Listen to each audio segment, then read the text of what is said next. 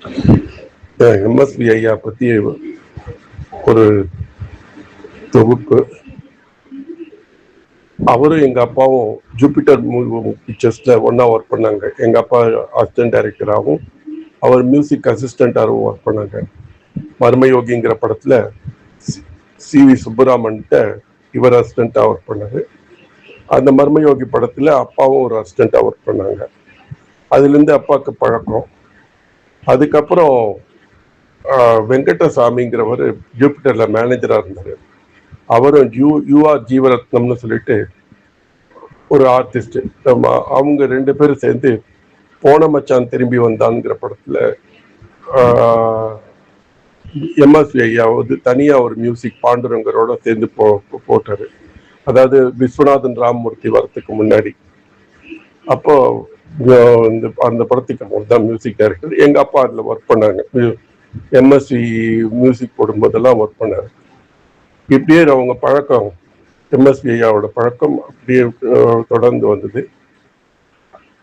அதுக்கப்புறம் எங்க அப்பா தனியா படம் டைரக்ட் பண்ணும்போது மகனே கேளுங்கிற படத்துல எம்எஸ்வி ஐயாவும் டி.கே. ராமமூர்த்தி ஐயாவும் சேர்ந்து மியூசிக் போட்டாங்க. அந்த படம் பாடல்கள் பெரிய ஹிட்.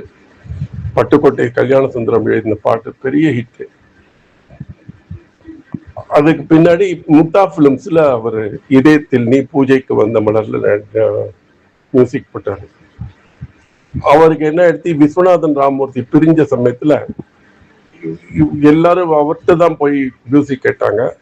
அதனால எங்க அப்பா கிட்ட கூப்பிட்டு நீங்க ராமமூர்த்தி அண்ணனை வச்சு நீங்க பண்ணுங்க அப்படின்ன உடனே தேன்மழை படத்துல டி.கே. ராமமூர்த்தி தான் மியூசிக் டைரக்டர்.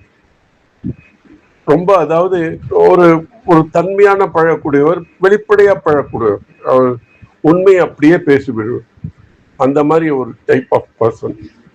அதுக்கப்புறம் நாங்கள் சின்ன படங்கள் தான் எடுத்தோம். அதுக்கப்புறம் சிவாஜியை வச்சு எடுக்கும்போது தவப்புதல்வன் மறுபடியும் அவர் ஜாயின் பண்ணார். தவப்புதல்வன்ல ஆரம்பிச்சு நிறைய படங்கள், கிட்ட ஒரு 15-20 படங்கள்ல எங்களோட ஒர்க் பண்ணாங்க.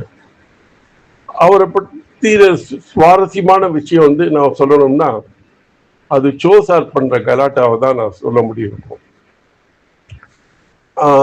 ஐ திங்க் ஒரு நாங்க பேரும் புகழும் சமயம் நினைக்கிறேன். ஒரு நாள் திடீர்னு வந்தார் ஆஃபீஸ்க்கு. அப்போ மியூசிக் கம்போஸ் நடந்தது. அப்போ அவர் சொன்னாரு, இவர் பாலிடிக்ஸ்னா என்னன்னு தெரியாது, இவர் வீட்டுக்கு கிளம்புற இவர் கிளம்புவார், வீட்டை விட்டு கிளம்புவாரு.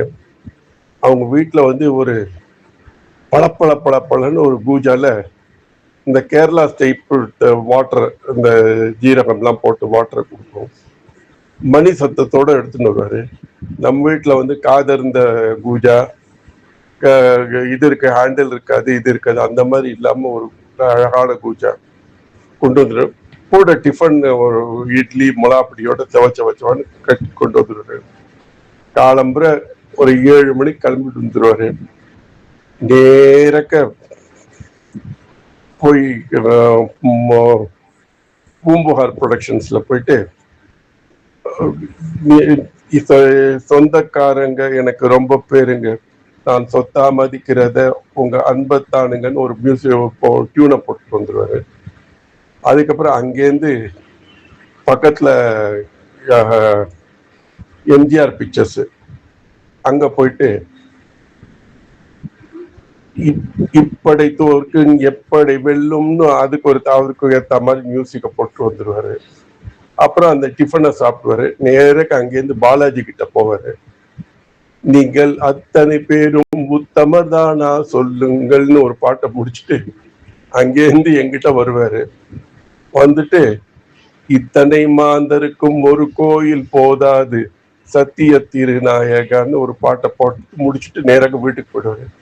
இவர் என்னென்ன எதுக்கு போட்டாரு, ஏன் போட்டாருங்கிறது எதுவுமே தெரியாது. அவங்க சொல்றாங்க ஒரு மியூசிக்கை போட்டோம், டியூனை போடுவார் அப்படின்னு. இப்படி பண்ணிட்டு வந்து அவர் வந்து கையெடுத்து கும்பிட்டு ஐயா என்னை விட்டுருங்க அப்படின்னு சொல்ற மாதிரி சொல்லுவாரு. அந்த மாதிரி ஒரு பாலிடிக்ஸை பத்தி தெரியாது, ஆனா எல்லாருக்கும் ஏற்ற மாதிரி மியூசிக்கை போட்டுட்டு நல்ல பேரை வாங்கிட்டு வந்துருவாரு அப்படின்னு சொல்லி கலாட்டா பண்ணிருப்பாரு. ஸோ அந்த ஒரு சுவாரஸ்யமான நிகழ்ச்சியை அவர் சொல்லும்போது நாங்கெல்லாம் சிரிச்சிட்டு இருந்தோம்.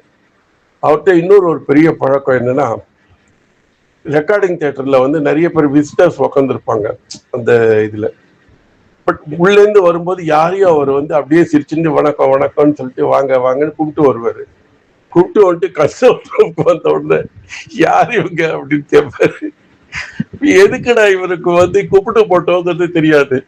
வந்து உள்ள வந்ததுக்கு அப்புறம் யார் இவங்க, சில பேர் வந்து இல்ல இல்ல அவங்க வெளியில இருந்து வரும்னு வந்து சும்மா வந்து பாக்கிறதுக்கு வந்திருக்காங்கன்னு உடனே அவர் வந்து என்ன அதுக்கோசரம் என்ன பண்ணுவாரு அவரு, என்னங்க கும்பல் இருந்தா ரொம்ப கஷ்டம், அப்புறம் ப்ரொடியூசர் திட்டுவாங்க, எல்லாரையும் வெளில அனுப்புங்க அப்படின்னு சொல்லுவாரு. ஸோ என்னன்னே தெரியாது, ஆனா கும்பிடுவானா போட்டு வந்துருவாரு அவரு. இந்த மாதிரி நிறைய இன்சிடென்ட் அவரை பத்தி சுவாரஸ்யமா நிறைய பிரச்சனை எதுக்குமே இருக்கும். அவரோட பிறந்த நாளும் என்னோட வெட்டிங் டேயும் ஒரே நாள்ல வரும். ஸோ அதனால எனக்கு அவரை விஷ் பண்ணுவேன். கடைசி வரையில் அவர் இறக்குற வரையில் நாங்க வந்து அவரை போய் இப்போ அவருக்கு ஆஸ்பத்திரியில பார்த்து, மலர் ஹாஸ்பிட்டல் தான் கடைசியா படுத்திருந்தாரு, பார்த்துட்டு வந்தோம். ஸோ நல்ல மனிதர். எங்களுக்கு ரொம்ப முக்தா ஃபிலிம்ஸ்க்கு ரொம்ப பிடித்தமான மனிதர் அவர்.